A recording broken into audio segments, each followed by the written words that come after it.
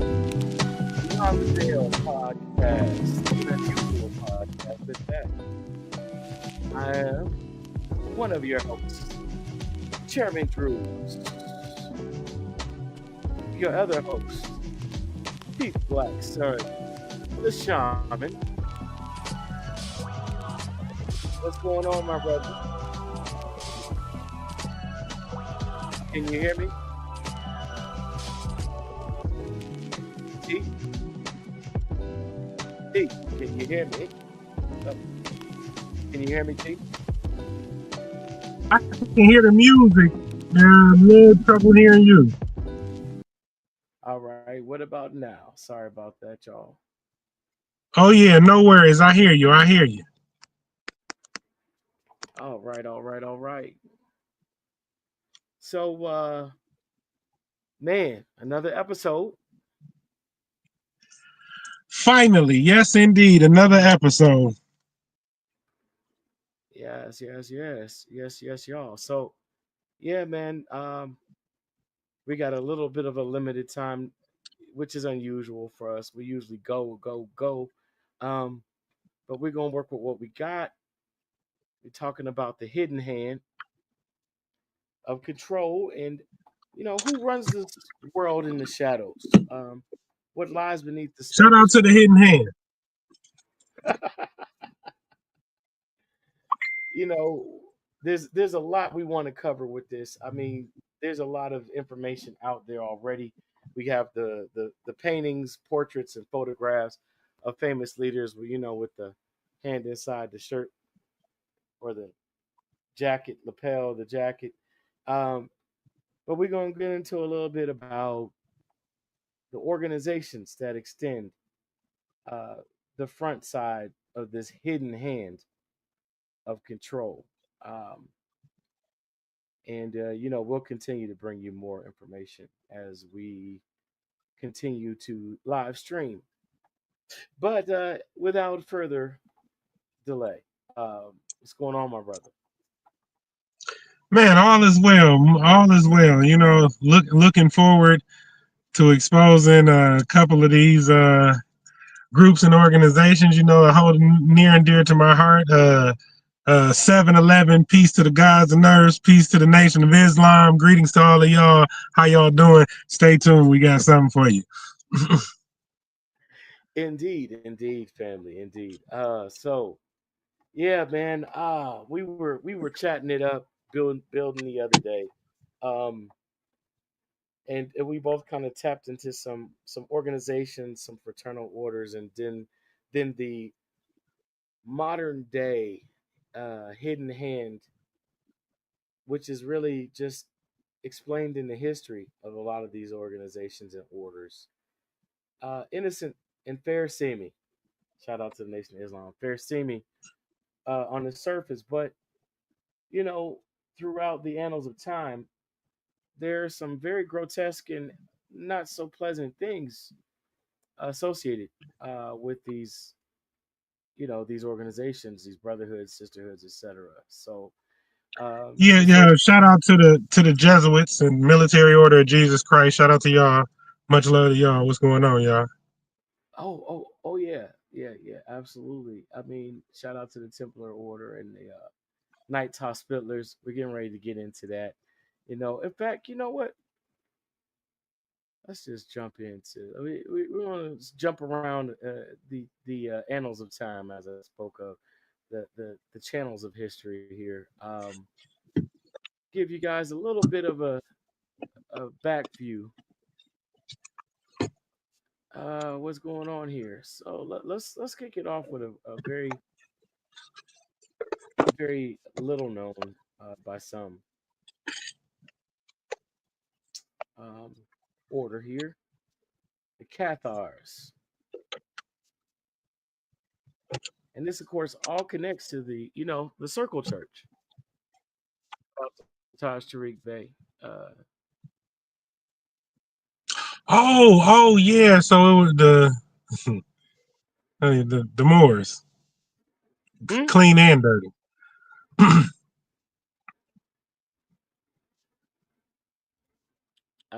Apologize. disconnected myself. Okay,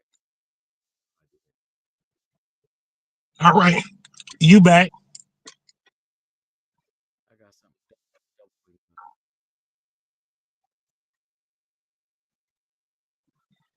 Yeah, we gonna be dealing with them the North African Moors who brought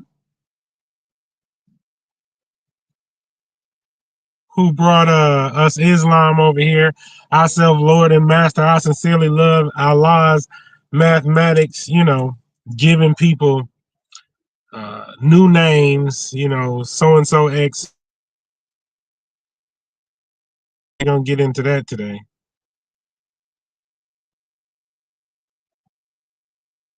Yes, indeed. Yes, indeed.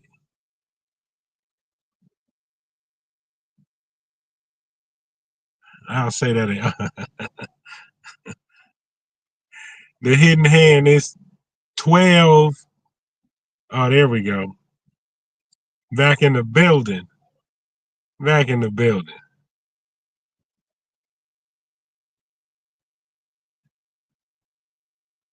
All right.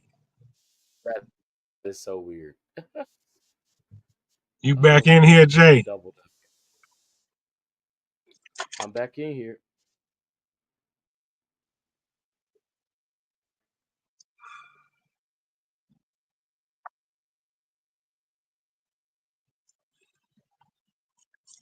So we gonna get into that. Yep, he's back in the building. We're gonna get into that, and we're gonna get into them 12 families. There's a 13th family. You know what I mean? And then I just recently seen a couple of pictures that they were showing the Jewish bankers when they arrived over here. They were showing there was Moors on that boat with them, and they were sharing that shit together. So this made us go back and look, and we found the culprits to a lot of these genocides. We found the culprits to a lot of these colonization acts. We found the layout to who was handling business, and then found out they still in business to this day.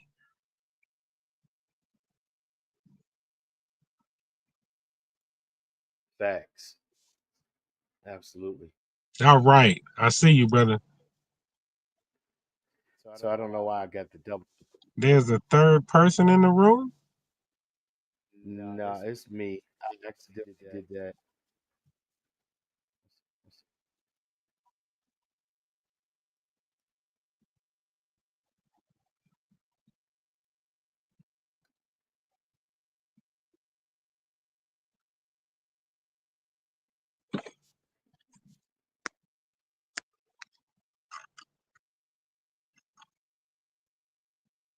Okay, think again.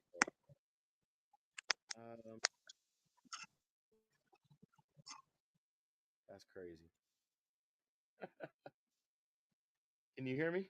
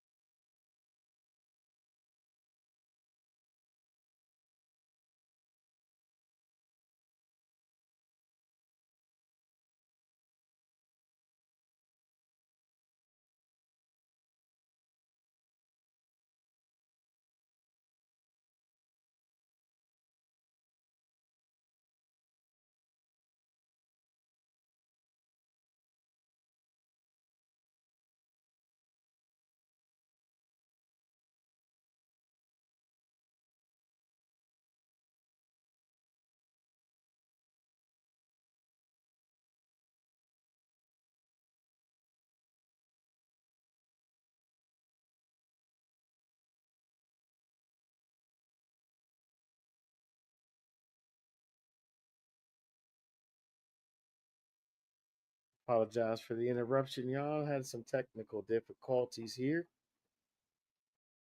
Trying to figure out how to correct them. So this has never happened before. Apologize. There we go. T, if you can still hear me, come on. You can come on back on, brother. But yes, yes, yes. The hidden hand who really controls the world. Um, there we go. I believe we should be able to add him back here.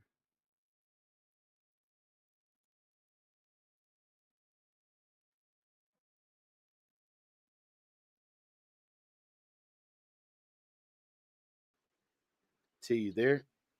I see you trying. There you go. Can you hear me?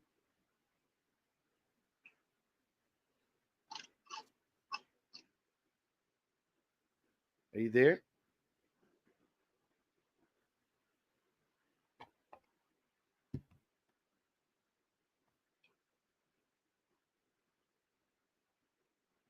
Are you there, brother? Yeah, now I can hear you. Now I can hear you. Okay, cool. All right. You were in the middle of saying something. I apologize. I had to exit the studio to release the other connections of myself that were replicated. So let's just get Oh back yeah. into it. Oh, okay, okay, yeah, no worries. I was just explaining to them that we was discovering some of the I was talking about the 12 families, and then there was a 13th, and then I was also talking about the Moors, and just kind of giving them, a little taste of what they can expect to see during the show while you was coming back on. Absolutely. Yeah. So what's important there, we're dealing with timelines, right? So um for example, let's see. Can you see that?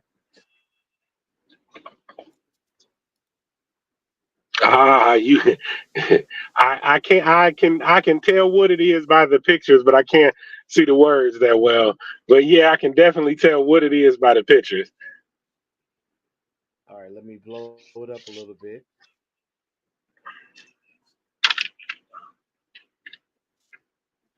Uh-oh. I just did something I didn't mean to do. There we go. Okay. Okay, yeah, yeah. The Cathars' view of the Catholic Church was bleak. Yeah, I can see it now. Some very important things here, and I'm going to try to line it up for the people to see. Let me blow up my screen. All right. So the head of the Catholic Church, Pope Innocent III, called a formal crusade against the Cathars of the Languedoc, appointing a series of military leaders to head his holy army.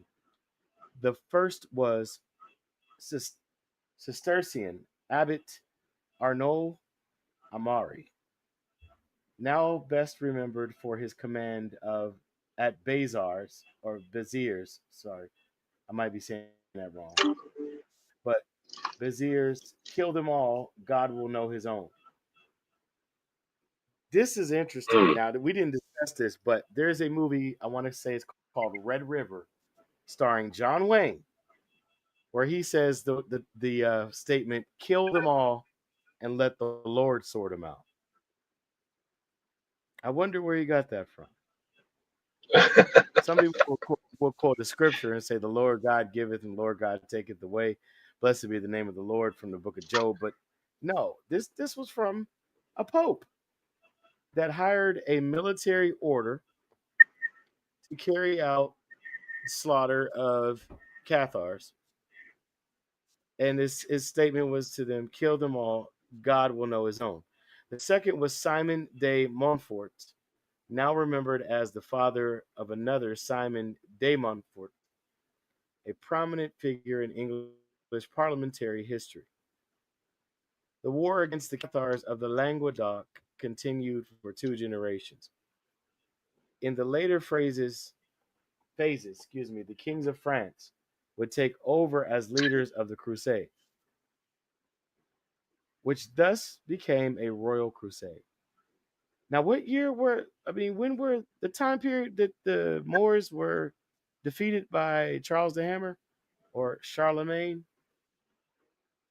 We'll get into that. Hmm. But do you? Do you have an idea? Wasn't it the 1300s? So who was I thought they got over here in the 1400s. I don't remember for sure. I don't remember for sure. France? Well, remember the Templar Ah, Order started in 1307 officially. Hugo de Payens and oh, the two Moors that okay. So that that's pre-colonial. That's pre-colonial. That's pre-colonial for the North American territories. yeah, we dealing in Europe right now. Oh, okay, okay. All Also right. So known they known as North Africa. oh, also known as North, where the Moors came over from, and when they brought Islam over here. Mm. Oh, before that was before Christopher got here too. Don't forget that was before Christopher got here. Well, but they didn't just bring Islam; they brought Judaism and they also brought Christianity as well. Hmm. Wait a minute. You're not talking about the Moors. You're talking about the European colonizers that we like to blame for every act of colonization. Yeah, you weren't talking about the Moors, where you were talking about the Europeans that we blame currently, right? No, I was talking about their swarthy ancestors and their antecedents that they really come from. Mm, I mean, mm, we all have some ancestry from that region, to some degree or another. But I'll go back a second. Okay, the war against the Cathars of the Languedoc continued for 2 generations. In the latter phases, the kings of France would take over as leaders of the crusade, which thus became a royal crusade as opposed to a religious one. I'm adding that part because that's what it's implying. Became a royal crusade. Among the many victims who lost their lives were 2 kings. Peter II, king of Aragon. Wait, isn't that a province that was named? Wasn't that a province in El Andalus before it became España or Spain? There was two principalities or provinces. One was Aragon, the other Castile. And what's the proper form of Spanish that's spoken and written? Castilian Spanish. So Aragon and Castile. Isabella of Aragon and Ferdinand of Castile. But mm. Peter the Second. Now this is way before them, right? Because they didn't come till 1490s ish, 1480s, 90s ish, right? And they were funded. The voyages were funded by. Mm. Oh, the But plot but, thickens. but wait a second. I'm going to get to the really key part. Peter II of Aragon cut down at the Battle of Muret in the Battle of Muret, Mure, Mur. Okay, sorry. Battle of Muret in 1213, and then Louis the 13th, King of France, who succumbed to dysentery on his way home to Paris in 1226. From 1208, a war of terror was waged against the indigenous pop. Wait. What? From 1208, a war of terror was waged against the indigenous population of the Languedoc and their rulers. Raymond the Sixth, Raymond the Sixth, and I said the wrong king, Louis the Eighth. I apologize, y'all. Louis the Eighth of King of France, not Louis the 13th. Louis the Eighth. Let me correct that. And then Raymond the Sixth of Toulouse, Raymond Roger Trencavel, Raymond Roger of Foy in the first generation, and Raymond the Seventh of Toulouse. Raymond Trencavel the second and Roger Bernard II of Foy in the second generation. During this period, an estimated 500,000 Languedoc men, women, and children were massacred. Catholics as well as Cathars. The Crusaders killed the locals indiscriminately, in line with the famous injunction recorded by a Cistercian chronicler as being spoken by his fellow Cistercian, the abbot in command of the Crusader army at Jay, Epsiode.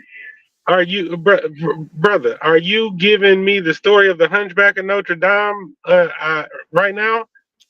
Oh, we Like haven't this even sounds got like there. this. Yeah, yeah, yeah. But we haven't even got Okay, there. it sounded like the. Okay, all right.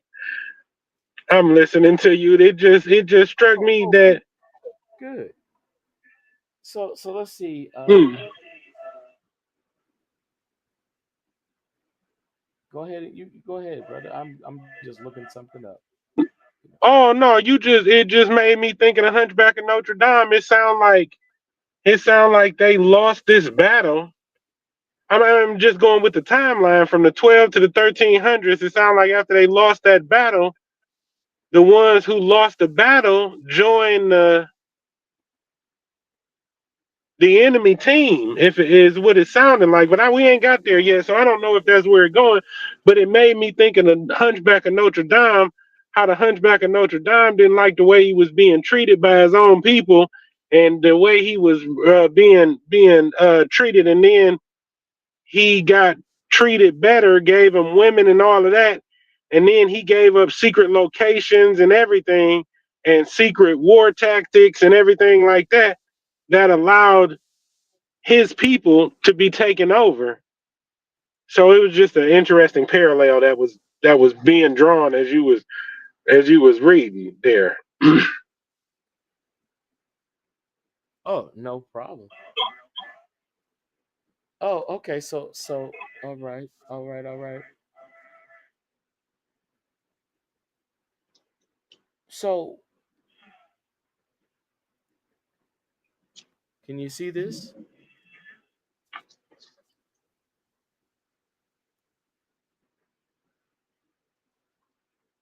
No, no, it's not up on the screen. Oh, I didn't have my bad. There we go.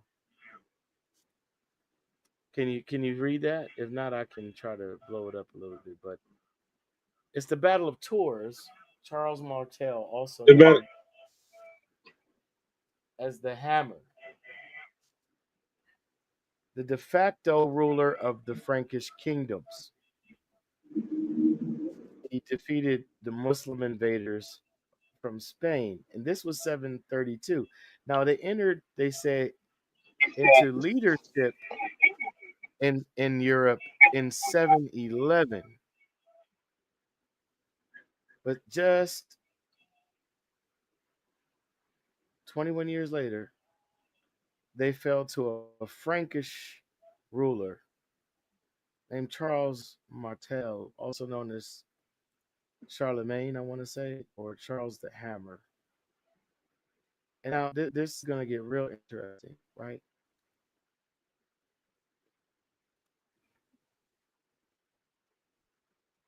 Look at the year.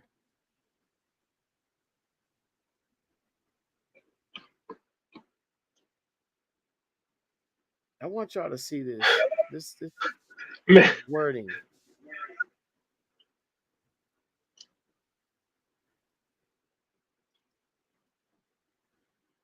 1492 take on a whole different meaning looking at it this way. Year 1356 was a leap year starting on Friday of the Julian calendar. Edward, the Black Prince, leads the English to victory at the Battle of Poitiers. The what? Battle of Poitiers. The black, the who, the black? Edward, yeah, King Edward, the yeah, Black King Prince, Edward the Black. Okay. Prince, the Black Prince. But now I'm glad you said that because see now you're gonna make me jump with very related information, but still okay.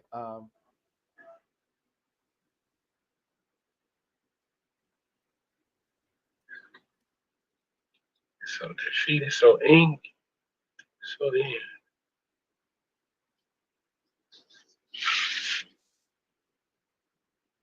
And English, the English, the Spanish, and the French were the predominant slave, human traffickers during that time period. What that you say that now? What? And while you looking at that, isn't the catacombs in France where all them unidentified bones are? That's France, right? What are you suggesting, brother? I was just making sure that I was correct on that location. That seems to be the location. Those catacombs. Hmm.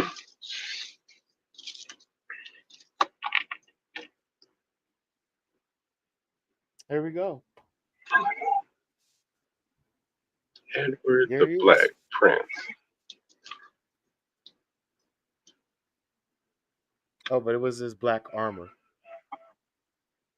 Ah, It was his black armor. hmm So let's see.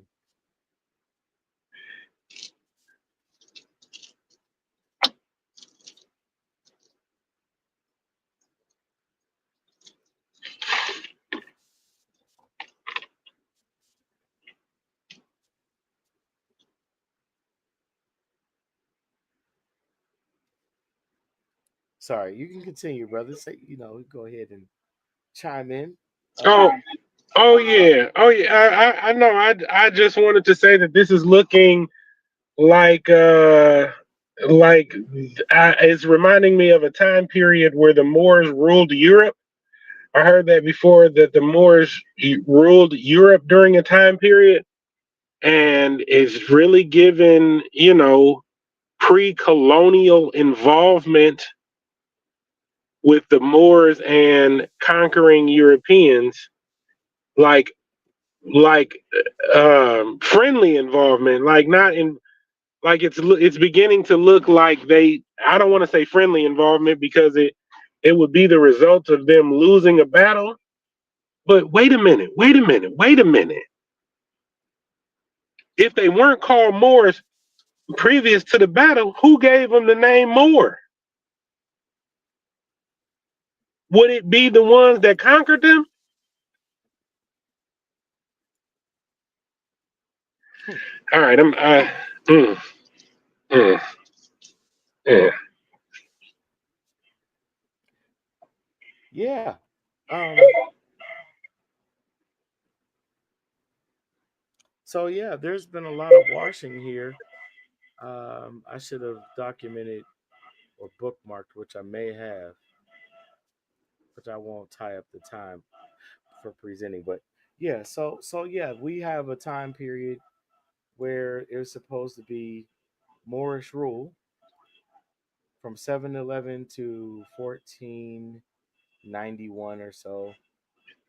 And we can see also the connection between the Frankish tribes and the Aragonian principality or princedom and the Castilian princedom. So if the Frankish tribes were in what we now call modern day France, then their cousins were the indigenous people that were from what was later called Spain.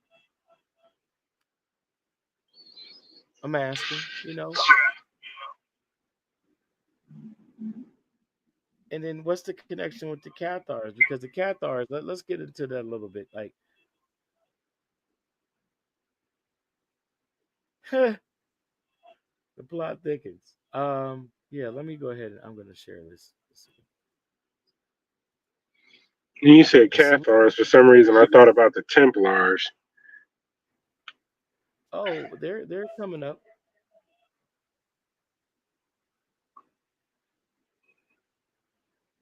So the indigenous population was being warred upon by the Frankish ruling class, and they're referring to them as Languedoc and Cistercian, Counts of Toulouse. Hmm. All right. So it says the Counts of Toulouse and their allies were dispossessed and humiliated, and their lands were annexed to France. So we know we're not talking about France, but these are lands adjacent or above or below France. We'll get into that eventually, maybe in another episode. But they annexed those lands to France. Educated and tolerant Languedoc rulers were replaced by relative barbarians. Hmm. Dominic Hmm. Guzman, later Saint Dominic, founded the Dominican order.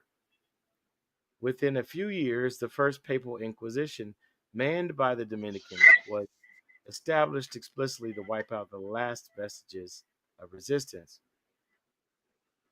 Persecutions of Languedoc Jews, interesting, and other minorities were initiated. The culture of the troubadours was lost as their cultured patrons were reduced to wandering refugees known as fadits. Their characteristic concept of parage, a whole sophisticated worldview, was almost destroyed, leaving us a pale imitation in our idea of chivalry. So these are the people who are the patrons of the order of chivalry, right? We're going to get into that in just a second, hopefully. Uh, so at the end of the extermination of the Cathars, the Roman Church had proof that a sustained campaign of genocide can work. So these were indigenous people that were eliminated by the Catholic Church. I just want y'all to understand that. And Very you simple. said that France is where the catacombs are. You brought that up about 4 times. I want you to say what you're saying. Say what you're saying. Speak. I mean, those are unknown bodies, and then the Catholic Church has a altar at the very opening when you go into the catacombs. The first, and when you get first in the catacombs, they're behind the iron thing with the key lock. Right there is a altar that was built and established by the Catholic Church. It's got gold on it and everything, and this is at the catacomb. So if we're looking at this, and you said say it, if we're looking at this, them unknown bodies have a different outlook when you looking at a genocide that occurred there, depending on how great that genocide was. Because they said they don't know who these people are. Oh So no if no you no! white woman, oh, go They know ahead. who they are. They know who they are. They know who they are. Just like we know who we are, and we know who has been cosplaying as us, right? So this happened over there too. This is what I want to share with the audience. At the end of the extermination of the Cathars, the Roman Church had proof that a sustained campaign of genocide can work. Can you see this well, brother, from where you are? Yeah, yeah. Can you see it well enough to read it out loud? I just want you to read back over what I just read because maybe because sometimes people hear different voices and different frequencies hit different. I want you to read At what I the just read if you don't mind, respectfully. Okay, I'm gonna start at the end of the extermination of the Cathars.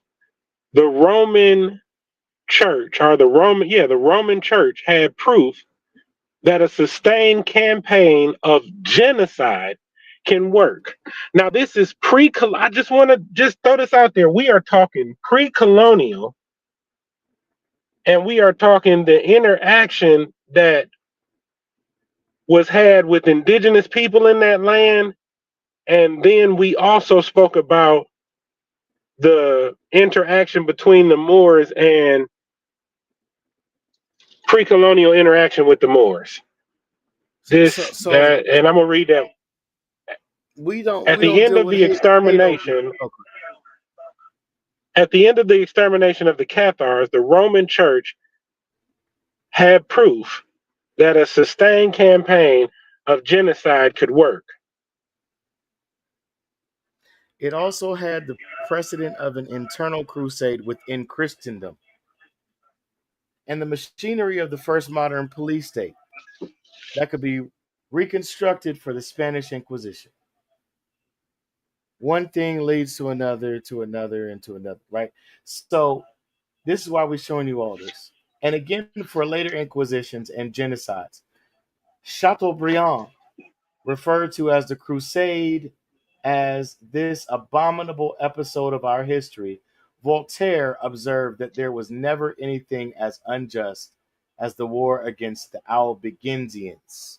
The Albigensians are the Cathars. We're talking about an indigenous group of people. Now we've been taught. Malcolm went over there NOI and came back and had changed his outlook.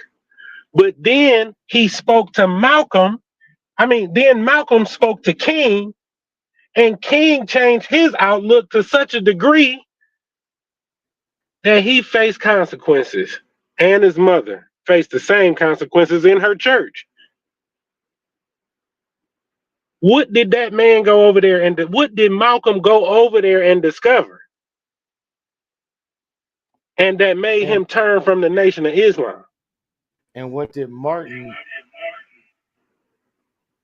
uncover that made him decide to move away from a religious Negro civil rights movement to a poor people's campaign?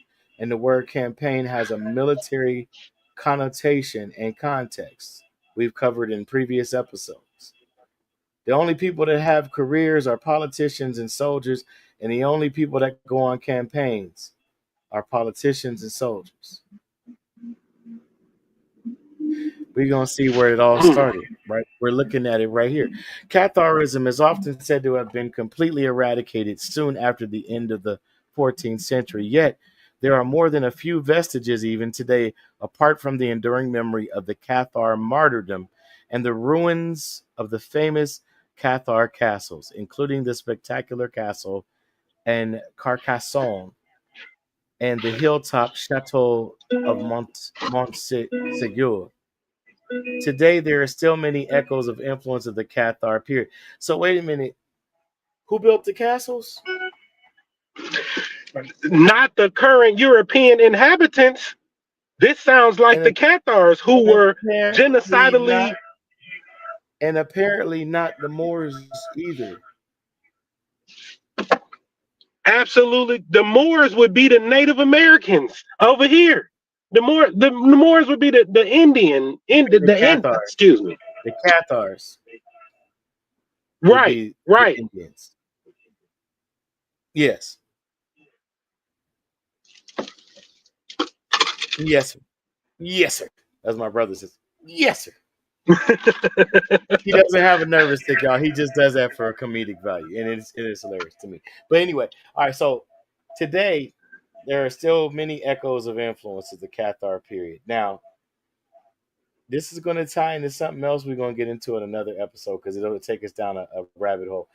But I'm gonna just throw a word out there, right? Here's a word that like everybody loves down except for me, but it deals with a civilization. And a technology, right, that they refer to as Tartarian. But anyway, yeah, there's a lot of fictitious history floating around, and I really don't want to tackle that, so I'm going to let it go at that inference. I'm not going to go further into references yet, but that's an inference. Quit letting these people take you off task with researching your ancestry and your history and your genealogy.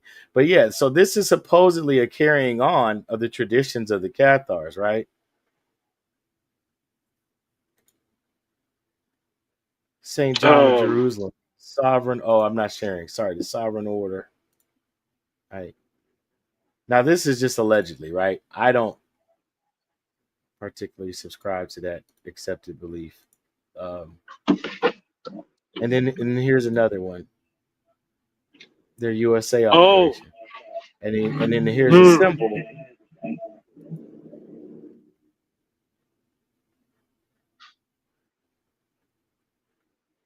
So why St. John? How you get that out of indigenous people, right? Well, haven't we said in previous episodes when dealing with the book of St. John in King James Version, which was published in around 1611, allegedly 8 years before the first slave ship arrived on the shores of Virginia. Yeah, that don't line up with the whole narrative of people being credible enough to Mm. instill that into slaves, right? So there are a bunch of narratives being killed by this, and this is a. I hope people will take this and use it, Wait a minute. Wait a for minute, their brother. further I, enlightenment. I have an etymology question for you at this point. Hmm. Okay. Slave, Slav, European. Okay? Right. But Right. then, then in the biblical text, it says that there was one Jew, there were two Jews, and all of the rest of them were interpreters. Okay? Two Jews, and all of the rest of them were interpreters. So if you have a Slav or a slave Hmm. writing a manuscript, then you have the manuscript released to the public over a land in which conquering is going on. Those two Jewish men that were writing or are heading that team that was putting together that book, their racial makeup or their genealogical origin would be important. It would be nice to know if they were Moors or Europeans, because if they were Moors, then this would mean that Moors had a direct hand in the establishment of Christianity, which was used as a tool of colonization. And the viewpoint that we're speaking from, speculative. Look it up yourself. Who are them two Oh, for guys? sure. Who are For them? sure.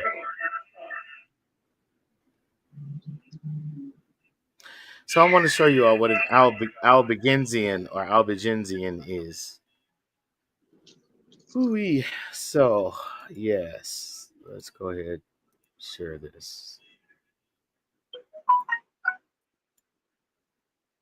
Hmm. So Albigensian, an adjective used from 1020 to 1250, from medieval Latin Albigensis, 12th century, from French Albi, name of the town in Languedoc where they lived and first were condemned as heretics. So that was a justification for the genocide. So even before the Muslims were screaming death to the infidel, these Christians were doing this in medieval Europe because the Moors weren't putting people to the They, sword in Europe for not converting to Islam. If they didn't want to convert to Islam, then they'd make you a slave under Christianity. And if you didn't want to fit into that and you wanted to be educated and you showed the propensity towards learning, then you became a Jew or part of the merchant artisan class. And if you wanted to ascend from there, become a warlord or a sheikh or some other type of ruler, you would get further education or a third degree of knowledge, and you could convert to Al Islam. Anyhow, I probably went a little too far to, but I'm gonna dial it back some. And okay, so they were vigorously persecuted during the Albigensian Crusade. So, crusade is like declaring an unofficial genocide on a group of indigenous people by a church. I'm gonna I just went to leave New that out there. Orleans. I went to New Orleans and they took me to the graveyard, brother. They giving me a tour of the graveyard. The reason I wanted to tour the graveyard is because I hope I was encountering somebody playing that music I like to hear and wearing them outfits and playing that music going through the graveyard, right? So I'm on a graveyard tour. They say the graveyard is owned by the Masons. Then I look around. It's Mason symbology all over the place. I mean, compasses, squares, one-headed dragon, two-headed dragons. I mean, all types of symbology all up and through this place. And so I'm looking, and the person that's giving the tour say, these are not the same people that was in the grave, some of them even last year. These graves rotate. I said, I was like, well, ma'am, you are speaking beyond my capability of understanding, and I got a question. I said, what do you mean this might not be the same person? How do you change a grave site? Like when you bury a person, you put the casket right there. So if the casket is in the ground, then how do change the stone in the casket and it still be the same person? She laughed and she said, well, they leave them in the grave site for so long in a hot stone and hot stone, and then their body melts down to a certain point. She said, then the bag closes up, and if they pay, they can stay there. But if they can't afford to pay no more, the bag is closed up, it slide down a line, she said, and it drop into a big hole in the ground. She said they was burying people on top of people in New Orleans at one time, and they ran out of sites for the graveyards, and people started floating up and So, floating down the river. so who named New Orleans? Where's that named after?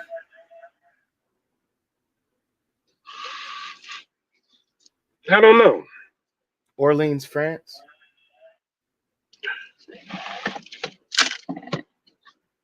I mean, so I'm glad you brought that up, but at the same time, there's a thing that something that we okay. Ooh wee. So Al begins in. Do you see that under? Let's see. Where does it say? They were condemned as heretics in 1176 and vigorously persecuted. The Albigensian Crusade. The town is named from Roman personal name Albius. Could you read the last part there for me? From Latin albius, white. Okay. Now let's go to the etymology. Albino. Allegedly. Now let's go to the etymology because context is everything, right? Right, right, right. So now we're looking at the etymon, medieval Latin, which whatever that is. I mean, right? So we know Spanish is a form of Arabized or Arabicized Latin. It's an amalgamated linguistic system, right? But and French borrows a lot from Arabic as well. But the name of the town in Languedoc where they lived, where it was condemned, boom, boom, boom. Okay, that's a part of the what we just read. Sorry. Late Old Jay. English albe, white linen robe worn by priests, converts. From late Latin alba, in tunica alba or vestis alba, white vestment, not skin. Feminine of albus, white, from root albo, white. Source also of Greek alphos, white leprosy. Now we're dealing with skin. Alphiton, barley meal. Boom, boom, boom. Old High German, albis. Old English, elfet, swan, literally the white bird. Oh, here we go. Old Church Slavonic and Russian, lebedi. Polish, labes, swan. Hittite, alpash, cloud. What are we dealing with, brother? Come on, priesthood. Jonathan Sumptions, the Albigensian You crusade, refers to court official at Albi, who in 1228 referred. Boom, boom, boom. This giving you. you you Let's see what. you you made me think of ancient culture, ancient indigenous cultures, and their affinity towards white, especially when in the priesthood. And then if you want to Yes. go back to the oldest religion, the solar priesthood, when you deal in the solar priesthood, the description for the solar priesthood, the people of the sun priesthood, is they wear white. The Christian took it and remixed it and said that in the end they'll come with white robes and all of that. They got that from a pre-existing. Okay, they're a pre-existing cultural expression.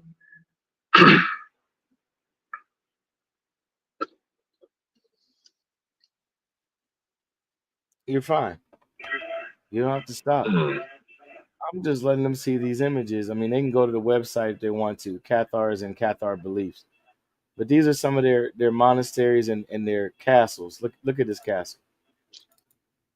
Okay. Cathar, Catholic, Stained Cathar, glass. Catholic. Who's the imposter? And where did they get it from? Uh and I'm not So saying they got it from Europe, just Europe, because see, Europe was Africa, Africa was Europe, and both were West Asia at one wait a time. minute. Didn't oh brother Jay, I would like you to expound on the Oh, no, Statue of Notre Liberty Dame. then. Cathedral Notre Oh, Dame and Saint Castor. and it's a black guy in the window. I mean, excuse me, black. Right. It's Careful now. yeah. I did this. It's a yeah in the window at Notre Dame. The Hunchback, the You see the Dirty hat? Moor. Raymond, Count of Toulouse. So maybe they adopted this attire so they could shroud their true appearance to blend in with a priesthood that they plan to slaughter later, right? I don't know, just saying. And then that cross, you see all the points on the cross on the man's shirt there. You see the amulets to the left. You see the shield.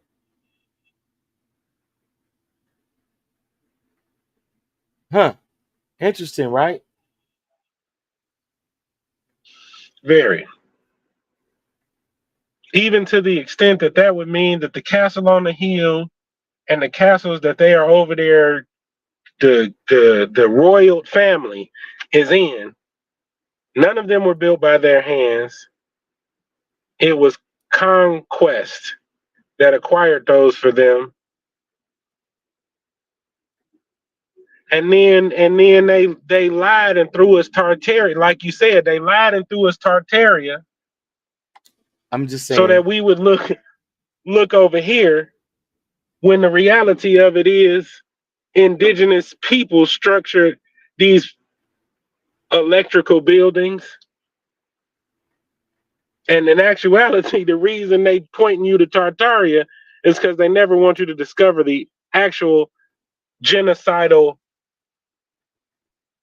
origins of their. Well, I mean, it's easier to revise a history of a people that no longer can speak for themselves, or at least the general idea is that, or concept is that they've been killed off by disease, pestilence, Wait, or war. the parishes, the wards, the. I remember the buffalo got off during this time period so they could starve a certain group of people out. I remember smallpox being in blankets. I remember syphilis being in vaccinations. I remember heavy metals being in vaccinations.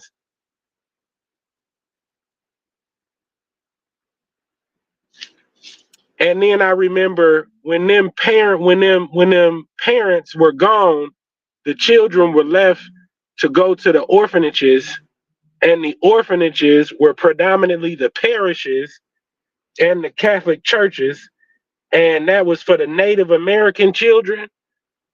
And then in New Orleans, it was the parishes, and that was for the Native American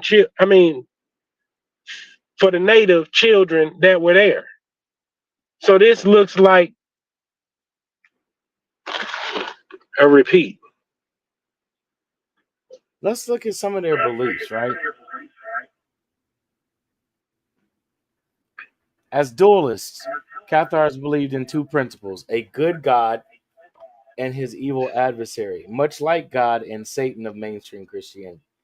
The good principle had created everything immaterial, good, permanent, immutable, while the bad principle had created everything material, bad, temporary, perishable.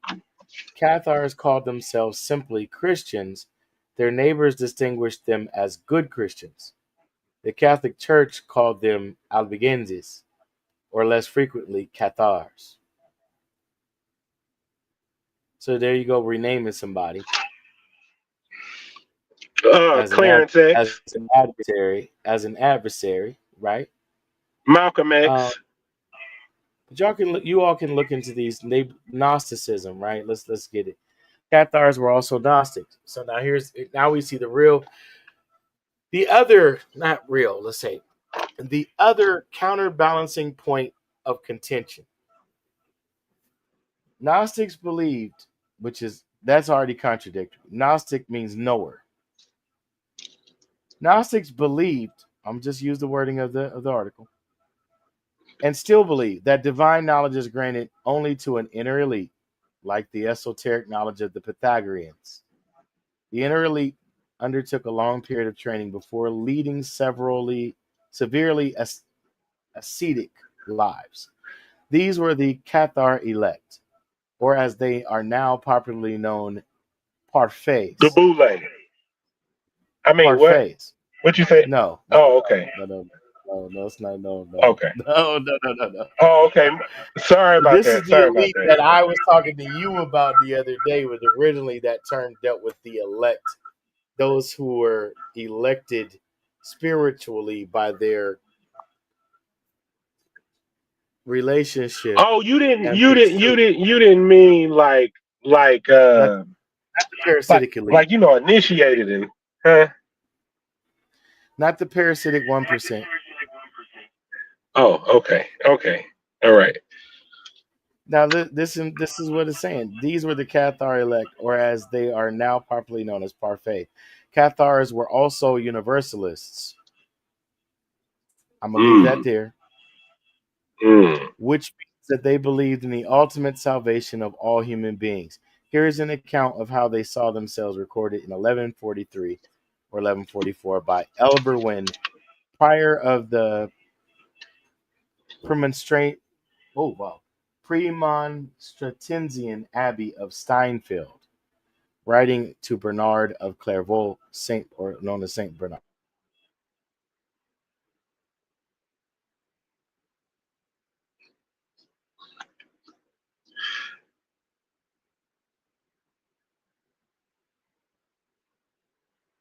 What's that book you always reference, brother? Black. Oh goodness. White Hood. What do you? Can you remember what book that is? It's the Hidden Hand or the White Hood, Black Hand, or something like that. You know what I'm talking about? Uh-oh. You with me, Jay?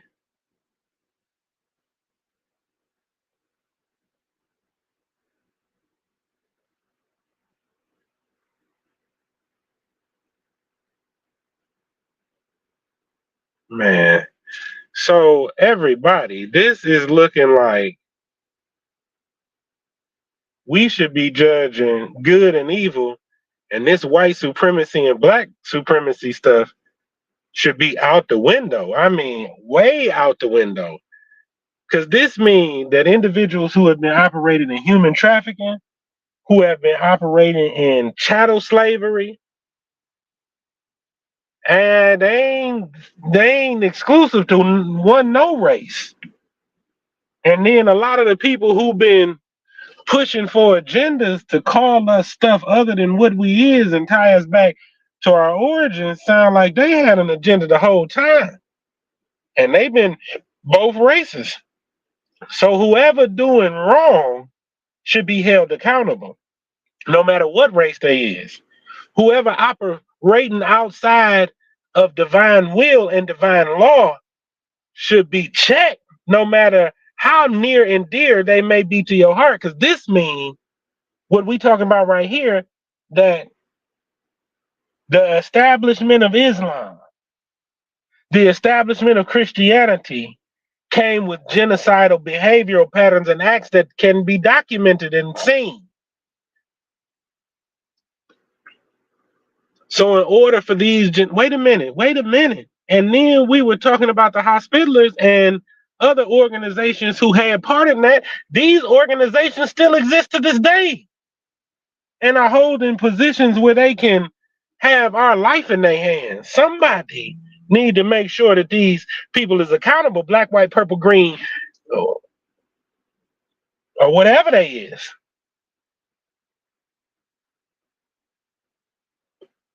I tell you what, all skin folks ain't kin folks. You ever heard that phrase before?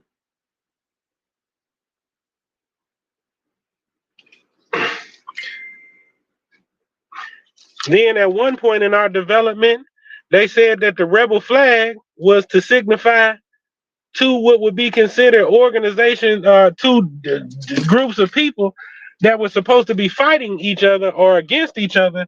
They came together against the crown, and they said that was the Native American and the Slav. But then I thought to myself, if the Slav is a European, then why on earth would the European be fighting themselves for freedom? That don't make a lot Bro, of sense in no civil war when you got that rebel flag bro, up there. But now that I'm looking at it like this and know that all skin folks ain't kin folks, they might have been together against a common enemy. can you hear me? I No, I can't. I was completely disconnected, and I had I it was already know what you're momentary. saying over there. I already The know.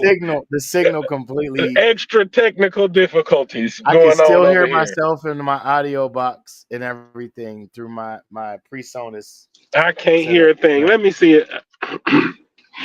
But I was just saying to them, man, I was just drawing out what this is showing us is that it don't matter what the skin color is, we should be judging people by their actions, period. precisely, And nothing else, because what we thought was here, I see what we thought was exclusively one race or something that we should exclusively be looking at one group of people for. This discussion that we had today, brother, makes it oh so obvious that all skin folks ain't kin folks, and white and black supremacy is a bunch of hogwash. I wish I could hear you, brother.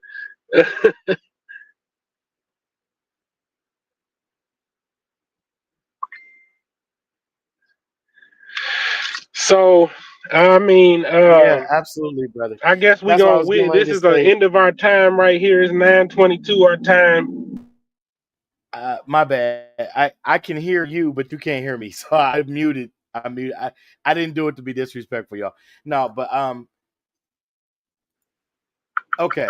I don't know if you can hear me yet, but I had muted so I could say yeah, we're going to go further into this. I'm sorry that we had to cut it a little shorter than a lot shorter than we actually planned. I'll be real. We're going to come back to this, and we're going to build further. We're going to show you some other connections, and we're going to tie it all together. These organizations had rooted in some instances indigenous people with their own interpretations of what had become commonly known as religious beliefs, and a lot of them were Gnostics. They were the main contributors to the understanding of the spiritual systems / belief systems / religions from the root of their intent. And if you notice that one of the roots of that Albius word was out of the Slavonic, right? And then one of the earliest. That one of the roots of that Albius Uh-oh, we got feedback. the Slavonic. Yeah, I can hear the dinging in the feedback. But Slavonic, we have right? Slavonic. One of the earliest, one of the roots Uh-oh. of that Albius. You got YouTube up. All right, I'm gonna just mute. Okay, can you hear me? Okay, yeah, but you saw on the Edamon, it dealt with the Slavonic a root. Let's see here. Yep. But yeah, anyway, the Slavonic. Here we go. Old Slavonic.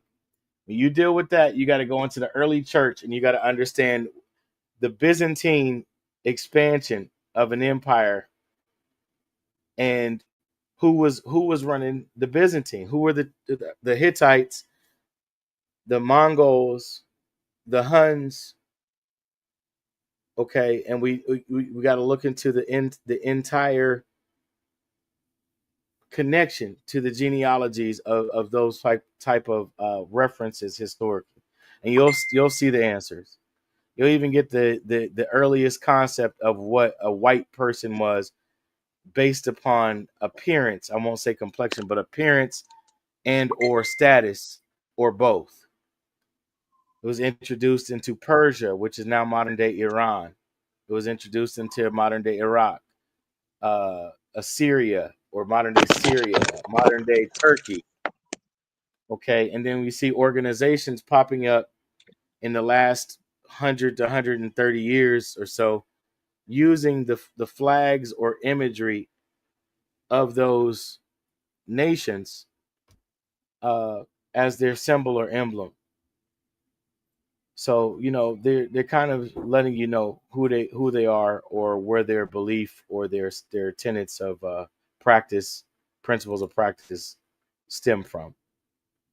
But you're tuned into the Beyond the Veil unusual podcast.